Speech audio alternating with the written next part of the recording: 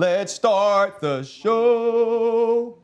This is going to be the slowest she ever moves. Just looks fast. I should look fast. Well, she lean, though. She not built like you.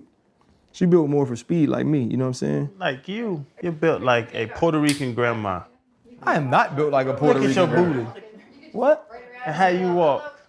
I don't walk like anything. Hello. Hey, how you doing? I'm good. How are y'all? Pretty good. We were having an argument. Channing said that I'm built like a Puerto Rican grandmother. The legs bowed, he got a little booty perched up, he walked funny. Welcome to the show. Thanks for having me. We are extremely excited to have you. I know that this is a little. Who is that? Do you have a house phone, Denise? I have to. You have a house phone? They have methane gas alarms. You have to put ties to methane so we don't blow up. Hello. Don't be worried. We should put that on the show. That's the first time this has ever happened on the show. Because nobody else has a house phone. That's a methane gas phone. Hold up. Limitless. Take a stomach, got pin in it. I fought the head to witness it. Got my people feeling militant. Way I'm feeling got me up. On the mission got me up. Knowing me, I got the key. Only vision I can trust. Trust. Limitless. Take a stomach, got pin in it. I fought the head to witness it. Got my people feeling militant. Way I'm feeling got me up. On the mission got me up. Welcome to The Pivot. We have Channing, Freddie T. I'm RC. Athing Mu is here. We get to call her Ting the rest of the time, Channing? Is that what you cleared before the show? I saw that on Twitter. That's the nickname, Ting. Ting is the new nickname. That is correct. It's a new nickname? Yeah, I honestly only started calling myself or allowing people to call me this freshman year of college. So that was like 2 years ago. My little brother used to call me Ting Ting or Ting Ting Tinga as a nickname for whatever reason. And I was like, okay, Ting kind of sounds cool. So everyone gets my first name messed up. So I need something short, sweet, and simple that literally everyone can easily pronounce. Yeah, well, I love that. And then it allows people to say your name extremely quickly, much like the way that you run. But the story starts far before World Championships, far before Texas A&M Olympic Championships. You were born a year after your parents immigrated from Sudan. So just tell us a little bit about what your parents and the things that they've sacrificed and done to get you and your 6 siblings to this point means to you. 100%. Well, my family got here 2001, so literally 1 year before I was born, like you said, and we like to say South Sudanese now because about 8 years ago, finally gained their independence. So that's kind of what we represent. But I don't know, I feel like I really never really understood how much they sacrificed and how hard they worked for all 6 of my siblings, including me as well, just to get us to where we are at this point. You know, when you're younger, you kind of just go through the motions. But I think as I've gotten older, gained knowledge, and then looked back or became an adult, a young adult my own self, I realized like, okay, this is a lot of work. And I can only imagine my parents doing it with kids and then coming from a whole different country, starting new, learning English, getting new jobs, and just kind of living the American life, which they had no knowledge about at all. So, I mean, I'm just super blessed to have them as parents, and they definitely did their thing with growing me up, if I could say that. Yeah, just growing me up, and allowing me to become the young adult that I am today. Well, you know, as we say in Louisiana, they raise you right. Yeah, that's it. And the culture, South Sudanese, that culture that you're really the first generation Exactly. from America, like the pride you have in that. And then as you compete, you compete for America, but your roots are really your family, everything is South Sudan. Like, so what does it mean to you first? And then is that ever a thought that comes up to you in your mind? It definitely is. The first year I was allowed to run on Team USA was 2018, I believe. I was like 16. I ran him for the Youth Olympic Games. And the year prior, like before that, I was kind of thinking like, oh, okay, what would be a difference if I ran for South Sudan versus running for US? So there's always that question in my mind. I think now, being that the US definitely has a ton of opportunities for Americans versus there in South Sudan back at home, they're still a growing country. There's not much that they have there. It'd take a lot more work just to build up, especially in a position that I am in. I wouldn't have as much that I would need to kind of be where I'm at today. So I'm super blessed and thankful that I was able to get the opportunity to run for Team USA, but it's definitely something I hold close to my heart because I know the struggle of that. And I know how much pride my parents have of being South Sudanese people. So it's just nice to know that that is still part of my heritage. It's part of my culture and just part of me. I definitely make sure that when I am out there running for Team USA, I'm also representing those who want to be in the position that I'm in as well. How often do you think of your parents' sacrifice to make the journey to migrate here to the U.S.?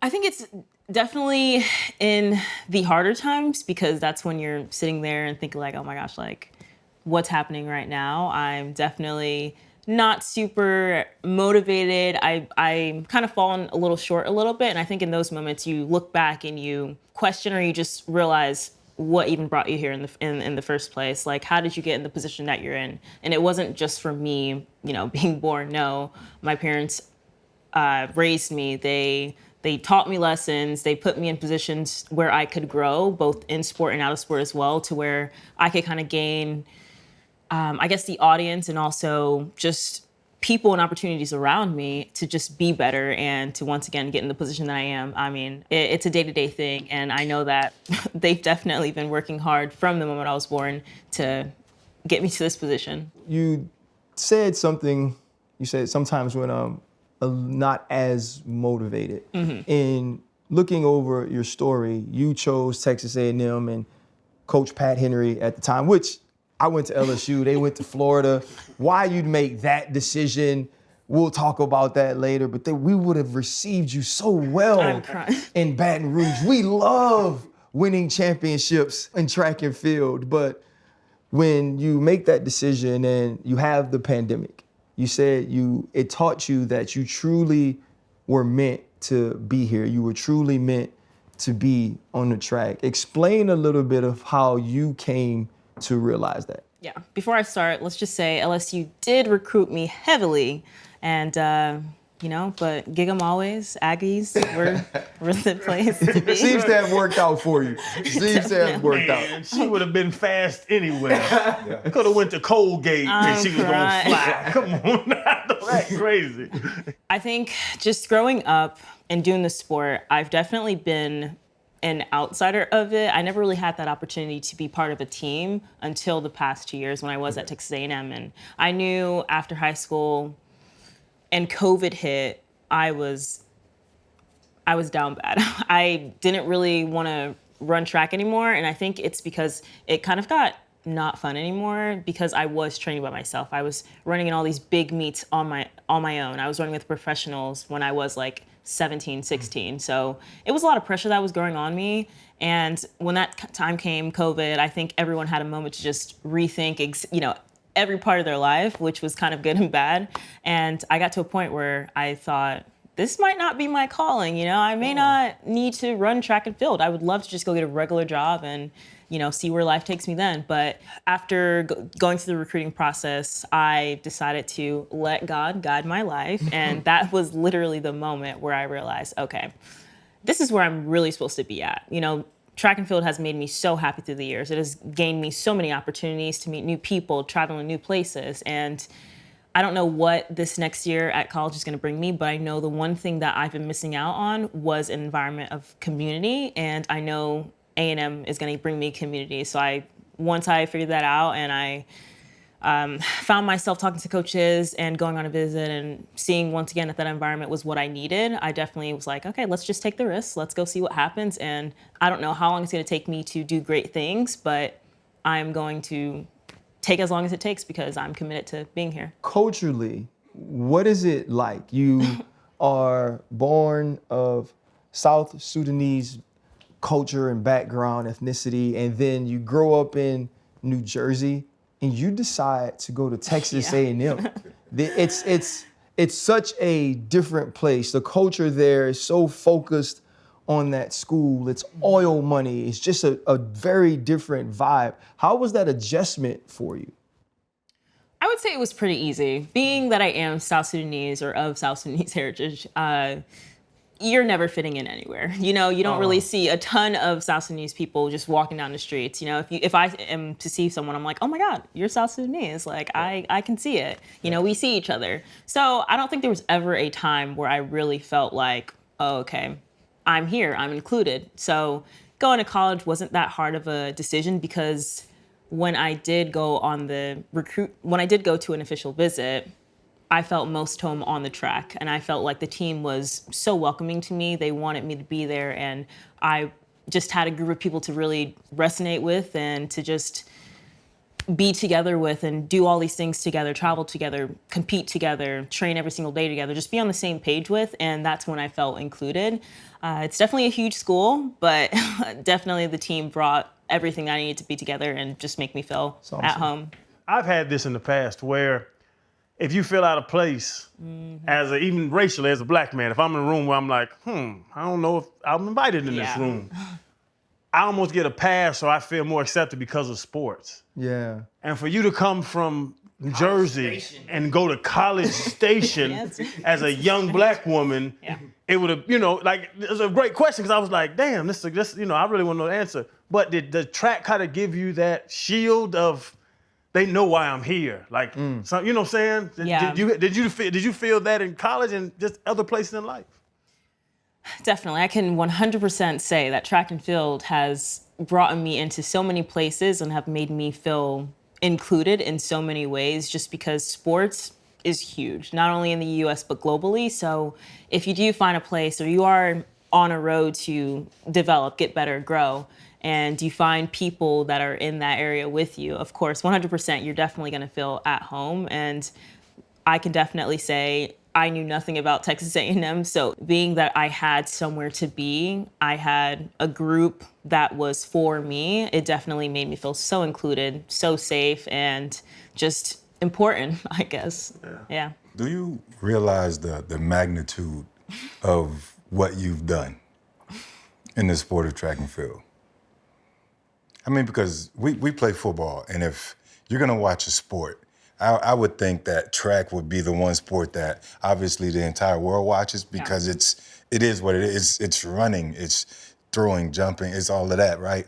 Football, our stuff is a bit more complicated. So we don't tend to have as many of those eyes on us because people don't necessarily understand the game. But you're running in the history of track and field and the names and the legends and what you're doing at such a young age. Do you even grasp that? I don't. As much as I really don't think I have yet, there are moments where I just randomly, go on the internet and go look up myself just to see, what's happening. Like, I don't know, like I just want to see what other people see because I'm so humble. I mean, I don't really think about all the things I've done because I'm always thinking about the next thing, which is a good and bad thing because you don't always want to be reaching so far and not appreciate what you have done and what you have in the moment. But I would say in track, there's always something else to do because there's always a faster time you can run. There's always a longer meter you can go. So it's kind of hard just to not reach for that next goal. But when I do take time to just look back and see what other people see, I am definitely 100% proud of it. It's still surreal. I can't believe it, but just looking back, I don't know. I feel like everything really just happened so fast that I never really have a chance to digest all of it, especially because in track right now, we're not really having an off time or an off year until 2027. So it's kind of hard, but I do try to take time to look back and appreciate all the work I put in. What do you see, which is most important? I just see my story and just my story individually because through the years, there's probably 3 moments where I really was like, I don't even know if I want to do this. And looking back at those times and realizing that those were moments that could have broken it all, yet I decided to keep going. I decided to persevere for whatever reason. I don't know why I did it, but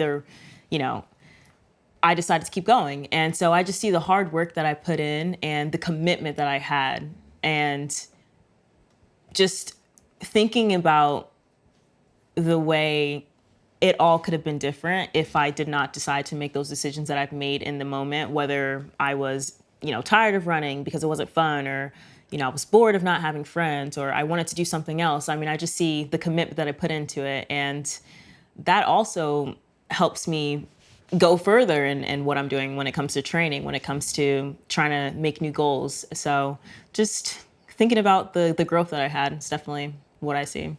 I think when you look at the commitment that it takes to excel or to be great, part of that is eliminating distractions.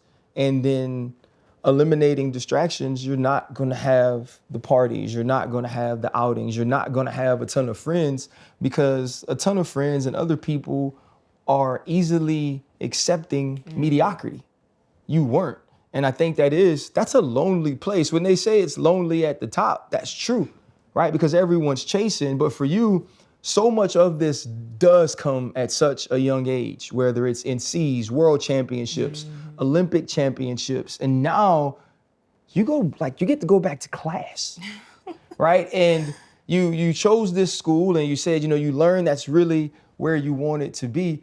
How has life changed for you, if it's changed at all? Like I said, I feel like the main reason why I haven't gotten a chance to really just digest the two major accomplishments that I've made in the past 2 years is because life has changed so much for me in such a short time period. I went from being a high school student to being now a college student to then being NCAA champion to then being Olympic champion. And then the next year, I'm now a world champion. So it's like in a span of 2 years, and I still can't really believe all that has happened in such a short time, but I feel like I've definitely learned who to take with me. I learned what's important. I learned my priorities in that time, because being a college athlete is not like being a professional athlete. You need more. You need to focus on the little things versus you just going out there and just going through the motions, like I kind of explained earlier. And just the past 2 years have definitely taught me what I need to be successful. And though a lot has changed, I think it's definitely just grown me as a person, young lady, athlete, on and off the track, because I don't know, there's a lot that you need to take into account when it comes to being in the position that I'm in, whether that be a world champion, Olympic champion, or being a professional athlete. There's just a lot that you have to take in to really stay focused. The pressure of running, and like you're saying, we talk to a lot of boxers, and they always say, when you're undefeated, there's a lot of people wait for you to lose. So every fight they win, every race you win, you get to 13. So it's like people now are watching for you to either dominate or lose, and the pressures of that I know are there.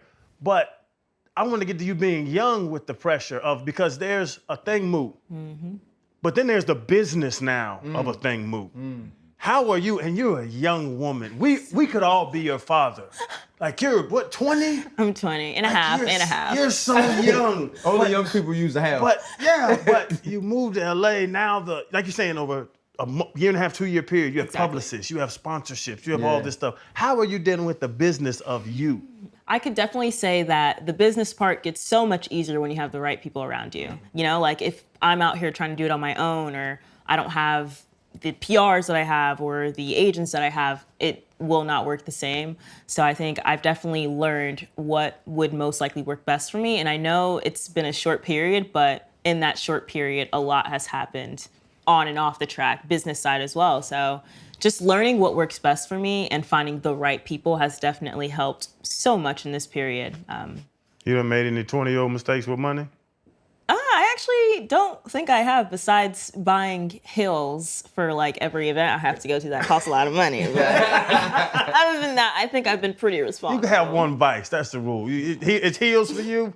It's heels. You got money, you can get you a vice, you got money, right? It's definitely heels. How does NIL work with track athletes? I went professional right before it started, so I didn't get a chance to experience it, but I believe you are able to get the endorsement deals for a short period of time, or maybe even for the 4-year period that you're supposed to be in college, and you just are allowed to get money, and it just comes to you while you're in college. But when you do decide to go professional, it no longer is allowed. So it kind of is like being professional, but with college eligibility. Yeah. So you mentioned heels for every event. We were talking to Denise before you got here. She said you were sending different outfits. Oh my God, and just trying to, and I was like, well, tell her I'm gonna have on a hoodie. So, she can't come in her Met Gala outfit, but you are a stunning young woman, and you're tall and you're young. Are there any times where you're starting to think to yourself, well, I can model or I can act or any other things you want to get into outside of track and field? Modeling is 100% in my eyes view. I honestly, I don't know if I should say this. I make jokes all the time about me retiring like within the next 2 years and just like going to walk the runway. But I would love to go walk on the runway, do editorial shoots. I would love to do anything in the fashion world. When I was like maybe 11 or 10, I remember myself walking in the kitchen and doing like a catwalk. It was outrageous, but like it was the best thing. I have been committed to being a model since I was super young. But yes, fashion is 100% in my view. Why can't you do both? Because don't take away from me you whooping other girls' ass on the track, okay? Don't you be selfish like that and take that away from me. But you can do both. Yeah. I mean, I 100% can. I think that's what we're in the works of trying to, work out right now. But track and field takes a lot of time, it's a 24-hour thing. So it's kind of hard to get away from that. But I would definitely love to walk on the runway. And you've mentioned that twice. I thought about it earlier when you said it. You've missed out on a lot because of track. Mm-hmm. And you know that. 100%. You said in the past you've thought about, quitting, whatever. Like, the knowledge that you know how much you've missed out on of your childhood and your friendships and your summer camps and all that other stuff that you know you missed out on, is it worth it now? And was it worth it 2 years ago when you weren't who you are? I would definitely say it 100% was worth it. As much as I would have liked to go to summer camps and go hang out with friends whenever I want and sleep over, go have fun on the weekends, it has 100% paid off right now. I remember being in high school, I seen, oh my gosh, this is one of my greater stories, or I would always see other people with like Nike shoes, some J's, or some like fly outfits. I did not have that because my family did not have too much money. But I was committed. I said to my best friend every single day, or whenever I got annoyed with, for whatever reason, or just agitated, I would literally tell her, I said, I'm going to be a professional and I'm going to be sponsored and I'm going to have all the shoes in the world. I'm not going to pay for any of it while y'all are still paying for it. So I definitely committed to that in the past years. And though I didn't have it at the moment, I'm so grateful that I waited and I committed to it, because right now I am more than blessed, is all I can say, just to be in the position that I'm in right now. And you've gotten that sponsorship, Nike, 2 years ago? 2 years ago. Yeah, 2021. What was that moment like for you? I want to say it was surreal, and that's only because it's something I've been dreaming of since I was a young girl. Always, of course, Nike is like one of the biggest sports sponsors out there. Whenever people think about athletics or just sports in general, they're like, okay, yeah, Nike, I want to be sponsored by Nike. And so that was definitely my dream, to be Olympic gold medalist and a professional athlete. Those are the three main things that I wanted. And so just to be able to accomplish it in such, quicker than I actually thought it would happen was definitely, I was so grateful for that moment. You want to trade the Nike for the heels, for the runway?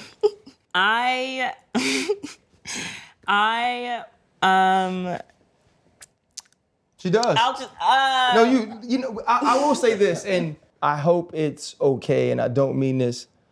The way you talk about having an opportunity to model as opposed to the way you talk about track and field, two totally different lights in your eyes. 100%. Every time we mention modeling or walking the runway, you just light up. Yeah. And you go from this world champion, NC's champion, Olympic champion, to the same little girl that did that catwalk at her house. Yeah. And so I don't know, I certainly don't want you to stop doing what I truly believe God made you to do, but you have a passion for it, and do not let that die, and don't let people kill that off in you because they feel like you owe the world something because 100%. You're blessed to run. 100%. Don't allow them to do that. We did something different, right? So we played football. Yeah. I tell him all the time, he's one of the best I ever played against. He didn't care. But we don't have a way to quantify that.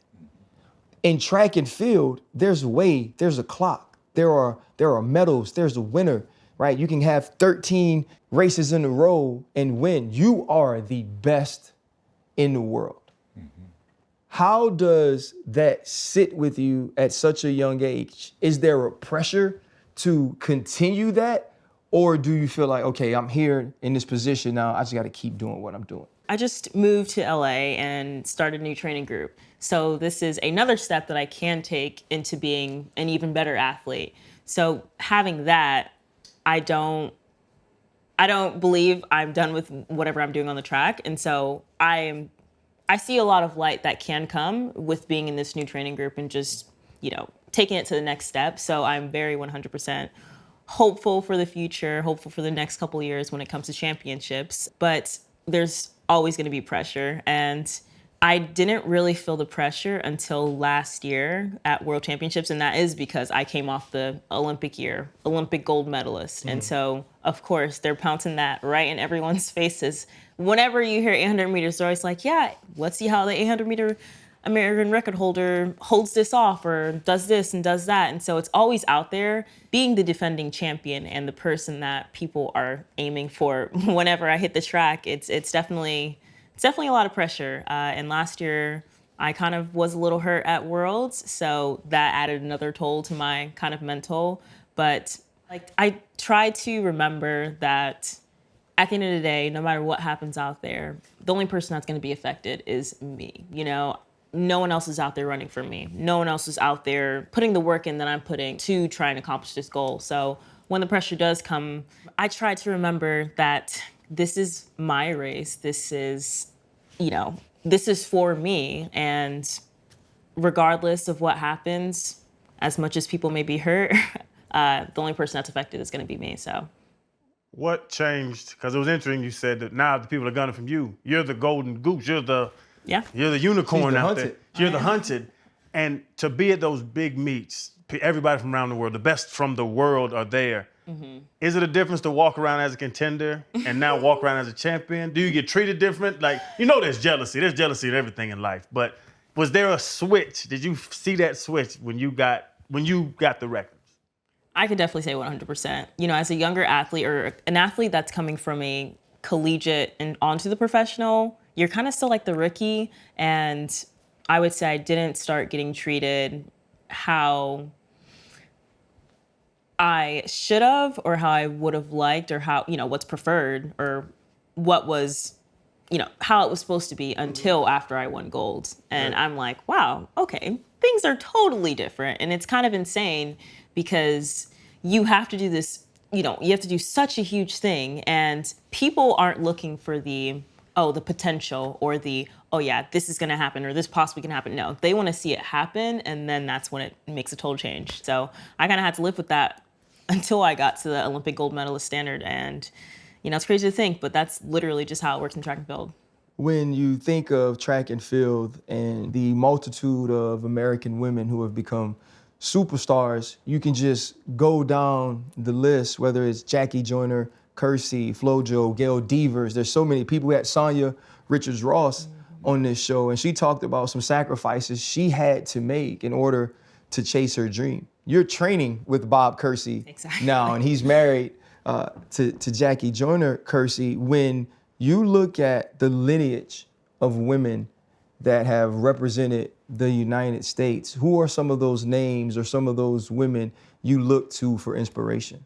To be honest, I've never been a huge track and field person. Of all the long years I've run it, I've never been a person of the game, or I never really looked into all this. But I would say when I did decide the 800 was my event, I 100% looked into or just love Madeline Manning Mims. She was the one and only person that ran the 800 and won gold in the Olympics. And she was Black. So I was like, wow, okay, represent.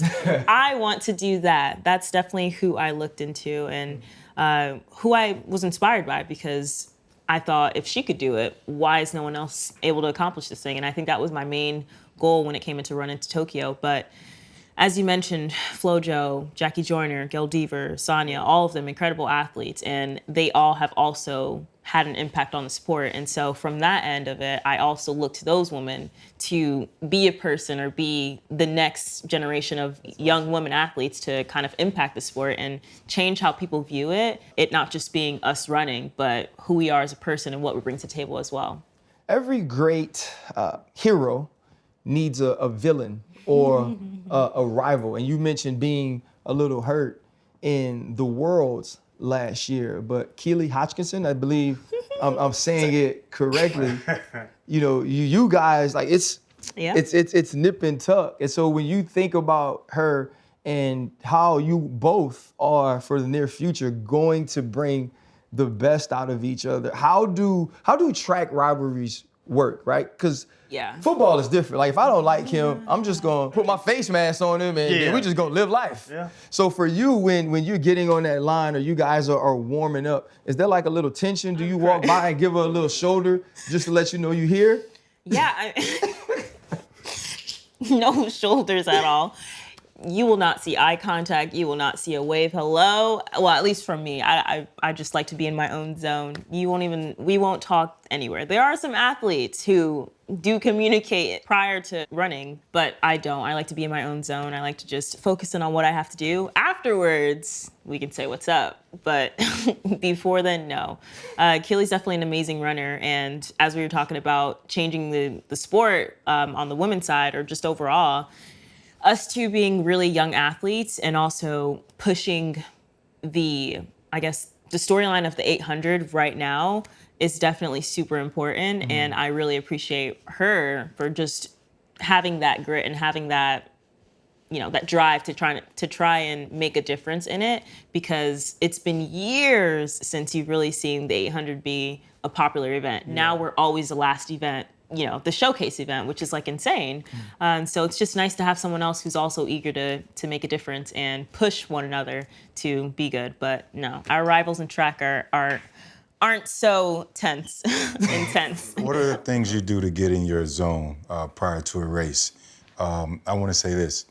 The last time I ran track was in high school, and I would eat anything, maybe even an hour before my event. Oh, like, how does an elite level athlete or a world champion prepare for her big race? Yeah, so every professional or track athlete is different. It's so individual. Everyone has their different routines. Surprisingly, I am the most easygoing. I'm the most basic. I just want to make sure that I have my time periods lined up for when I'm eating, when I'm going to head to the track, when I'm going to warm up, when I need to be at the call room, when I need to be stretching, drills. So I think it's all about timing, because we are called at certain point in times to be in different places. So make sure that you have your morning or your day lined up is definitely one of the things that I do.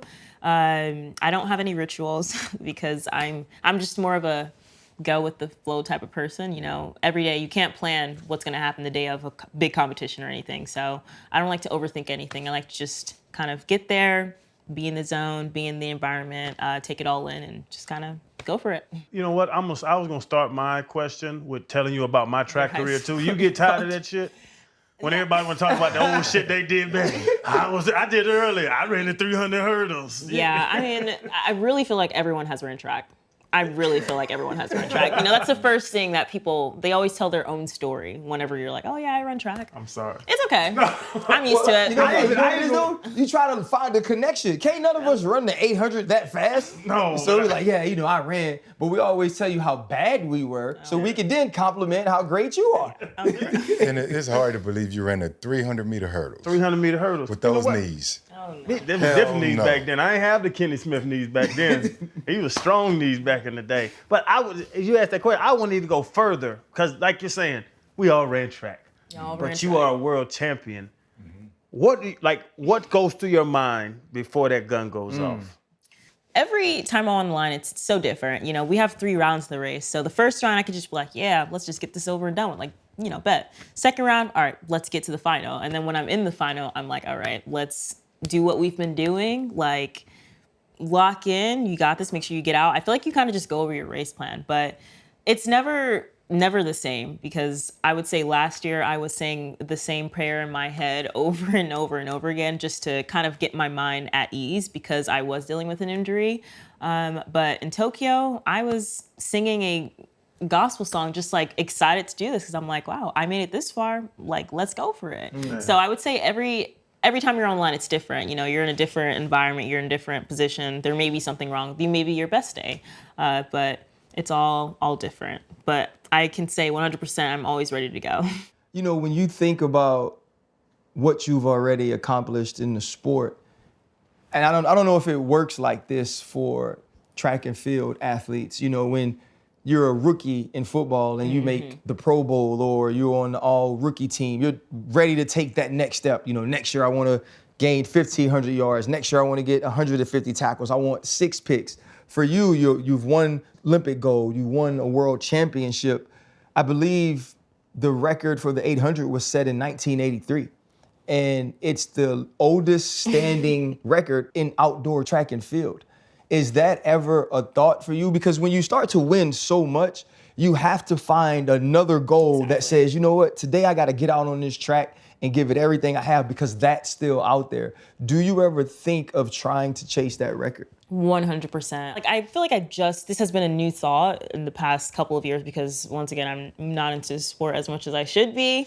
But when I did see it and I've seen how long it is, once again, there is like no limit in track and field. You can go as far, you can go as long, you can go faster. There's no end to it. So after, you know, hitting all these fast times, it's like, okay, what now? And I truly believe that the record can be broken just being fit, being in the right environment, you know, having a pacer or not having a pacer, just kind of having all the things put together. I definitely think it's able to be accomplished. And with the new generation of athletes, I think we're able to push one another into that super fast time. Here's what I would do if I was a track athlete, especially a female athlete, and I watched this show. I would be like, I can't stand her, right? Because you know how it is. Every time we get a football player or base, who did you look up to? Oh, I love this guy, and I had his pictures on my wall, and I watched this. She's like, well, I really ain't really be tripping on track like that.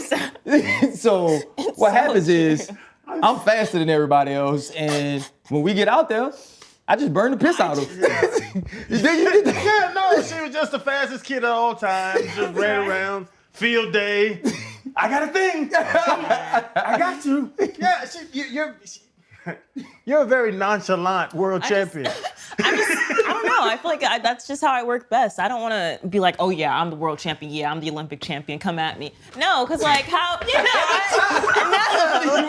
I can't imagine myself being like that.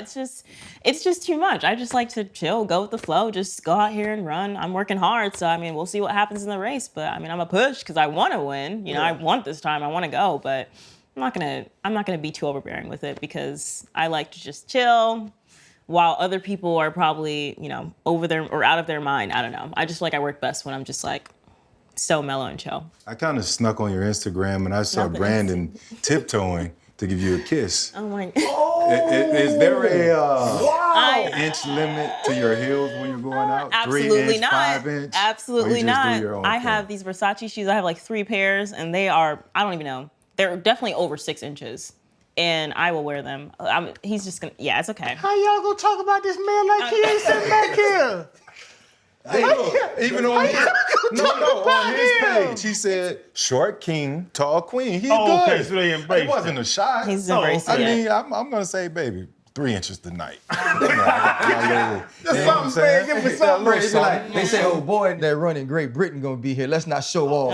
Oh, crying. Oh, but now we speaking about you have a boyfriend. I do. He came with you. But with this fame, is the DMs going crazy from your way? A young track star, I don't know if the DMs go crazy that way. They're not. Well, they can be, but they're in like It's the request. the ones that you like literally have to go find. Yeah. That's where all that stuff is. But And they be shooting at you. I mean, right in the comments too. I mean, okay. they're not, but they're all like some old men for whatever reason. I don't. Why you curl your face up when you said that? Like that? Well, I'm 40. not y'all, but those people. Yeah.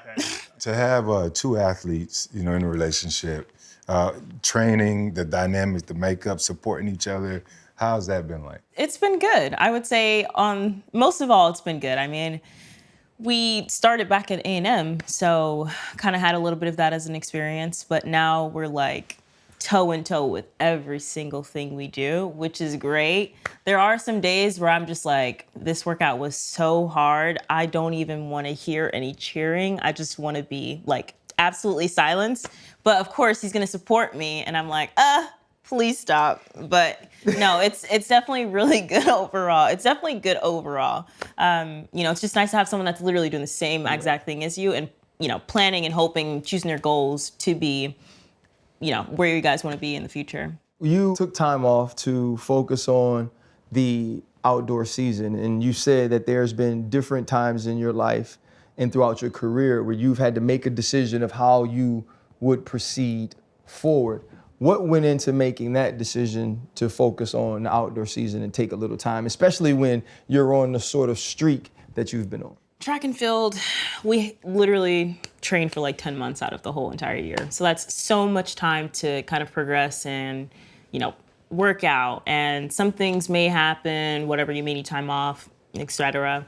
I just think when it comes to being in the position that I'm in and coming into a new training group, starting a new training regimen, there's a lot to adjust to. And I don't think there was a ton of time to really get into it as much. And with our goal being the World Championships in August, we have months, to really get prepared and go out and show ourselves. But it really wasn't the time in February. Yeah. So just want to prepare for. Smart.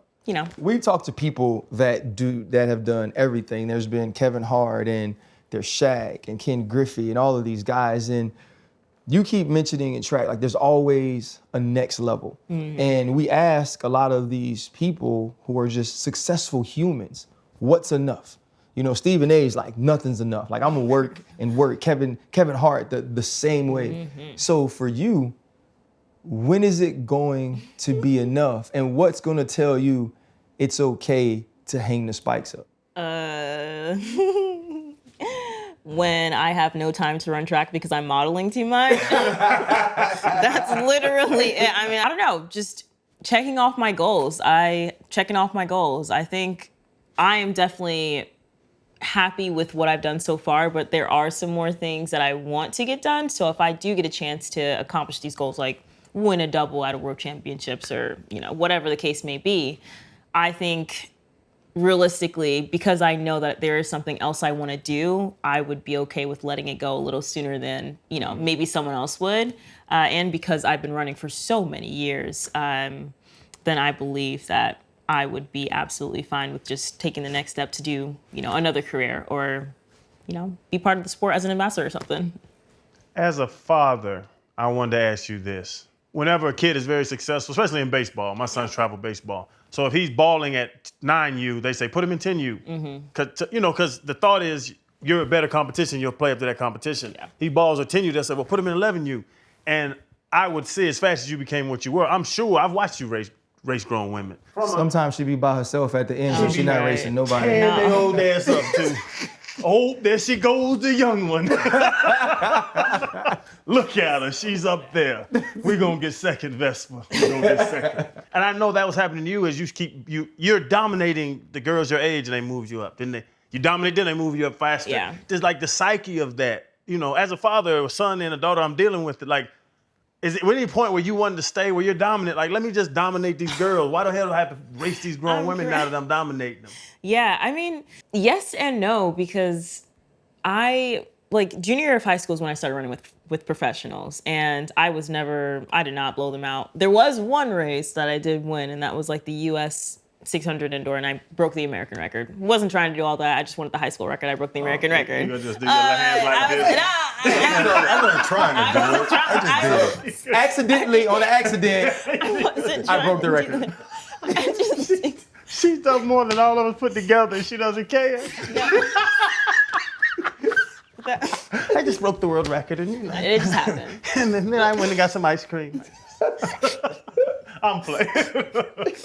But during that time, I think that's later on in that year, I started to do it more and more and more. My summer was so filled. And I think maybe that was a point where I'm like, I would love to just have fun with these high school people, And it wasn't even just because of dominating. No, I just wanted to be in an environment that was similar to me. On the other hand, in college, I kind of was He was already faster than everybody already. I kind of came in with a heavy hand and kind of dominated it a lot. But when I did go to the professional point, I knew that there was going to be a lot more challenge. And I think it would have been fun to still be in college and still be in this point where I could, still be at top and still, just win it all. But definitely making those decisions and allowing yourself to grow, because if I stay in there, where's the growth going to come from? So I definitely think there were plenty of times where I wanted to just go back and just relax, but you can't make any improvements if you're stagnant. So you would encourage me to push the kids as far as they can compete to keep pushing them. Yeah, as long as they're having fun. Because having fun is definitely super important, because I will stop if I'm not having fun. If you don't mind, we're going to get a few pivot t-shirts made with kinda dominated. Okay. I don't think that can coexist. You're so humble. Oh, thanks. I mean, I don't really. Okay, let me ask you this. Do you remember, or was there a time, I don't know, the last time you didn't win?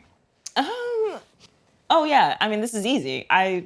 This was in college. I mean, there were plenty of times where I didn't win, but the one experience that really stuck with me, especially in college, freshman year, indoor season, I ran the 400 instead of the 800 at nationals. And unfortunately, I lost my first race, one and only race out of the whole entire year that I lost.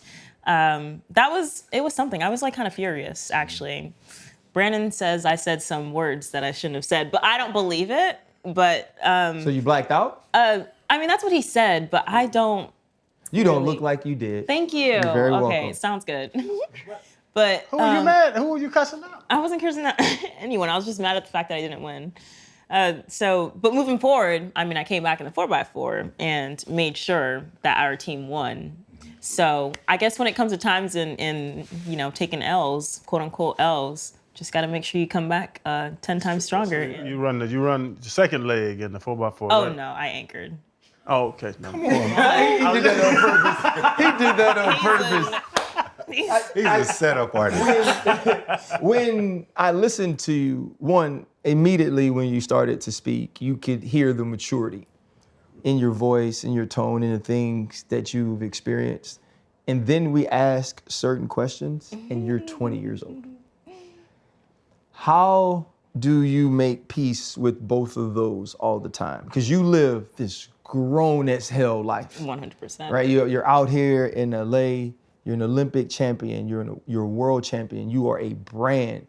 And in that too, like, you're still 20. And you mentioned, it would have been nice to still be in college, but also you're running in high school and now you have to go face grown women. There's been that sort of struggle or battle of those two things coexisting your entire life. How do you make sure you keep the balance of that? Because you said if I'm not having fun, I don't want to do it anymore. What fun do you just have as a human?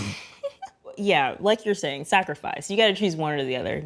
Of course, I would love to still be in college and experience the college life and just be with people my age. But if I want to be better, if I want to be greater, I got to, change things. I got to do things different. I need to work as a professional athlete.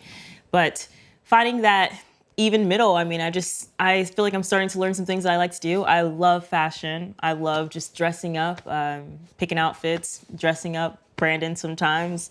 And I like to paint. Bob's painting. I go and do some Bob's painting whenever I have time to just be free.